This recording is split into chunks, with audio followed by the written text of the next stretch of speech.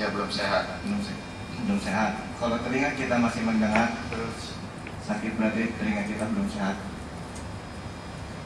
Terus pertanyaan saya, bukankah mata, telinga ataupun indera pendengar, indera panca indera kita itu hanya perantara? Yang sakit itu bukannya hati kita yang masih ada iri, dengki seperti itu? Ya karena kuping dan mata ini kan jadi perantara. Sampai ada mic gitu kan. Kalau mic baterainya rusak gimana suaranya? Iya, makanya itu kan kata saya, bukankah mata, telinga itu kan hanya perantara. Yang sakit sebenarnya itu bukankah hati kita yang masih merasakan dengki, iri seperti itu? Ya. Nah kalau saya mengacu kepada Al-Quran, Innas sam'a wal basara wal fuad kullun ulaika anhu mas'ulan. Sesungguhnya pendengaran, penglihatan, hati itu akan diminta pertanggunggan jawab. Kenapa? Kalau dihukum itu kalau yang ikut serta kena nggak? Kena. Iya, dia ikut serta di soal, ikut berperan. Karena itu jadi alatnya. Jadi kalau matanya itu tadi sehat, pasti hatinya akan mengirimnya ke hati itu yang sehat-sehat, yang baik-baik. Jadi kalau kita ada cara menyikapi, menangkap sesuatu yang kamu lihat itu satu hal yang baik, walaupun itu kelihatannya buruk menurut penglihatan fisik kita, tapi karena mata itu tadi tertuntun dengan kuasa Tuhan, maka dia akan jadi sehat. Contoh di dalam Al-Quran itu kan, Inna fi khalqis samawati wal ardi ikhtilafil laili wan nahari laayatin lil albab. Bahwa sesungguhnya penciptaan langit dan bumi beserta isinya itu adalah menjadi tanda-tanda bagi orang-orang yang punya akal. Siapa sih yang punya akal itu? Alladzina yadhkuruna Allah qiyaman wa qu'udan wa 'ala junubihim wa yatafakkaruna fi khalqis samawati wal ardi rabbana ma khalaqta hadza batilan subhanaka faqina 'adzabannar. Jadi orang-orang yang berakal itu adalah orang yang berzikir dalam kondisi duduk, berdiri, duduk, berbaring, dan berpikir tentang ciptaan Allah, maka mereka mengatakan, ya Allah, tidak ada yang sia-sia yang kau ciptakan, maha suci engkau ya Allah. Kenapa? Karena pandangan dia dengan sebuah keimanan. Sekarang jangan sampai jangan, siapa namanya? Raka. Kalau Raka ngeliatin orang yang kamu benci, kira-kira enak gak? Dilihat. Coba kalau ngeliatin cewek itu mau kata kayak seperti apa, karena kita senang, sayang sama dia, indah gak kelihatannya? Indah. Itu kata pepatah kan? Indah. Bukan apa? Bukan cantik yang membuat cinta, tapi karena cinta itu yang membuat jadi cantik. Kata orang sejelek apapun dia, orang kalau udah cinta udah cantik kayak dia, ya kan? Nah, sumbernya supaya hati supaya kuping dan matanya sehat apa? Ya tetap harus hatinya sehat dulu. Begitu nggak kira-kira? Nah, hati sehat itu dari mana sumbernya? Dari akal. Ya kan? Nah, akal ini kalau dipengaruhi oleh unsur nafsu, maka dia pasti tidak jadi baik. Tapi kalau dipengaruhi unsur kuasa Tuhannya, maka dia akan jadi baik. Nah, itu mengacu kepada firman Allah di dalam surat Asy-Syaff. Wa nafsi wa ma sawwaha fa alhamaha fujuraha wa taqwaha. Demi kesempurnaan jiwa Allah ilhamkan dua hal, ujur dan takwa, negatif dan positif, buruk dan baik. Qad aflaha man zakkaha, sungguh bahagialah, beruntunglah orang yang mau mensucikan jiwanya, yang mau mensucikan diri. Nah, man ini siapa? Ya manusia dengan akal pikir. Karena kalau orang gila kan kamu jadi bisa bedakan, ya kan?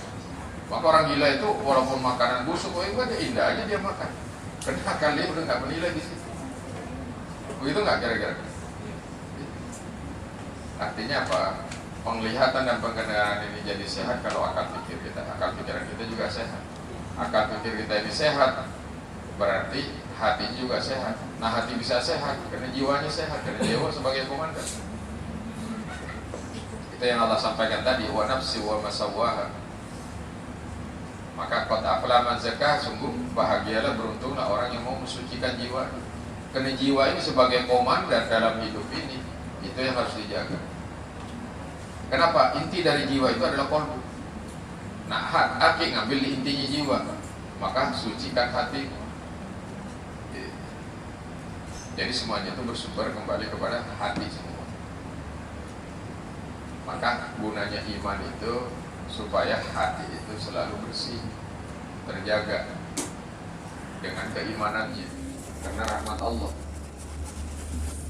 Karena di Al-Quran itu jelas Allah bilang, kenapa sih kamu suruh berwudu, cuci muka, tangan dan sebagainya? Bukan untuk bikin kamu susah, kata Allah. Itulah cara Allah untuk mensucikan dirimu. Itu seperti rakalah, umpamanya waktu sekolah kan, karena kamu nyuruh teman kan, antar suruhan dengan keinginan kamu kadang-kadang sama nggak? Kan belum tentu. Nyuruh itu maksud supaya dia tahu atau supaya dia sadar, ada nggak kalanya begitu? Nah itulah kita dengan Allah. Jadi apa yang kita lakukan itulah antara perintah Allah dengan kehendak ini kadang-kadang tidak sejalan. Perintah nggak ada kehendak nggak bisa jalan. Contoh, semua orang suruh beriman, tapi kalau tidak ada kehendak Allah bisa nggak? Nggak bisa. Contohnya antara paman Nabi Abu Lahab, Abu Jahal itu kan paman-paman, ya kan? Padahal itu Nabi kan sudah menyuruh untuk supaya dia beriman, tapi tidak ada kehendak Allah nggak bisa.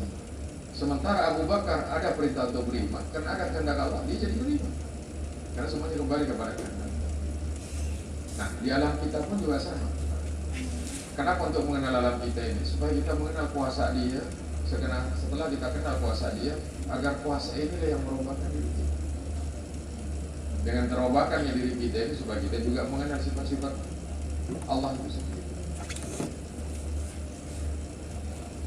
Maka alam kita ini termasuk cara, metode yang paling canggih, yang paling cepat untuk mengenal kuasa Tuhan itu sendiri. Cuma pertanyaannya setelah kenal terus mau ngapain? Itu jadi pertanyaan lagi. Nah kebanyakan pada umumnya orang setelah dia merasa dekat dengan Allah, setelah dia ibadah, tujuannya apa? Supaya Tuhan mau mengabulkan apa yang dia inginkan, supaya Tuhan mewujudkan apa yang dia minta. Itu yang pada umumnya orang. Tapi di kita bukan demikian. Setelah kita mengenal, merasakan dekat dengan kuasa Tuhan, agar apa? Agar kuasa Allah ini menuntun, membimbing kita, merubahkan cara kita berpikir, cara kita memandang, cara kita mendengar. Coba mereka mulai terasa nggak dengan mau aktif di kesucian ini, dengar sesuatu yang kurang nyaman itu beda nggak seperti dulu? Ada nggak berubah? Nah itu salah satu. Jadi untuk sehat telinga itu ibaratnya buktinya bahwa di dalam itu sehat ya kalau telinganya itu sehat. Jadi semacam sinyal, bisa diterima nggak? Jadi mata dan telinga ini dia supaya jadi sinyal kita. Sama kayak kita nih ngadepin persoalan. Di saat ngadepin masalah kita berkeluh kesah, itu satu bukti bahwa iman kita belum mewarnai dalam kehidupan. Maka saya bilang tadi, kalau kita lagi susah, terasa susahnya, berarti di kesucian ini belum merubahkan diri kita dengan baik.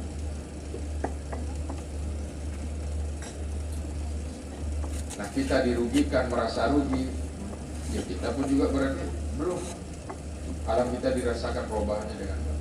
Kalau kita sudah merasakan perubahan dalam amanah ini dengan baik, yang tadinya dirugikan tidak merasa rugi lagi, yang susah udah nggak terasa susahnya lagi, itu pasti.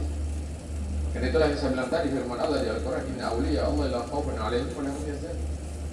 Orang yang ke Tuhan itu, orangnya Tuhan, orang yang tidak punya rasa ketakutan dan tidak punya kesedihan. Gak ada kesedihan, gak ada ketakutan. Yang ada apa? Ya kalau saya bilang ada di zona abang bilang itu kosong tapi bukan hampa tapi tidak kosong. Apa bahasa abang? Kurang lebih begitu kayaknya. Isi kosong, kosong isi. Iya, ya pokoknya bukan berarti dia hampa itu tidak ada isi, tetap isinya. Hanya rasanya hampa. Karena kalau kita merasa ada kebahagiaan, pasti ada ketidakbahagiaan. Nah nanti di alam kita ini orang-orang kita, dia ada di zona titik nol. Dia nggak susah, dia nggak senang. Ya, tapi bahasanya, pokoknya indah aja. Indah di atas kuasa Tuhan, kan susah diceritakan. Maka sorga itu kata hadis Nabi, di sana itu mala ainun ra'at wala sami'at, bahwa dia tidak bisa terlihat oleh mata, tidak bisa terdengar oleh telinga, wala khataran biqalbil bashar, dan tidak akan terlintas dengan hati manusia. Jadi keindahan sorga, perusahaan di sorga, keindahan dengan Tuhan itu nggak bisa kita utarakan pakai lisan, dan juga nggak bisa dibayangkan melalui pikiran kita, dan nggak bisa terlintas dengan hati. Sulit lah, intinya begitu. Keindahan dengan Tuhan itu beda. Tiba-tiba contoh di saat kita saking nikmatnya, kadang-kadang air mata ini turun nggak terasa, berlinang air mata di saat merasakan sebuah keindahan dengan Sang Khalik, dengan kuasanya kita. Nah, itu akan dirasakan bagi orang-orang yang telah merasakan. Maka ada bahasa itu dari abang dulu, kalau orang merasakan nikmatnya mencintai, maka dia tidak pernah berharap untuk dicintai. Kenapa? Karena dengan mencintainya dia dulu merasa indah, merasa enak. Kok kenapa dia berharap untuk dicintai lagi? Jadi kalau kita masih berharap dicintai, artinya kita masih banyak harapan, dan itu pasti kecewa. Terima kasih yang sudah like, comment, and subscribe di channel Sahabat GMP. Jangan lupa subscribe juga nya, maju terus, pantang mundur. Bagi kalian yang baru bergabung, jangan lupa like, comment, and subscribe-nya, oke? Ditunggu. Dadah.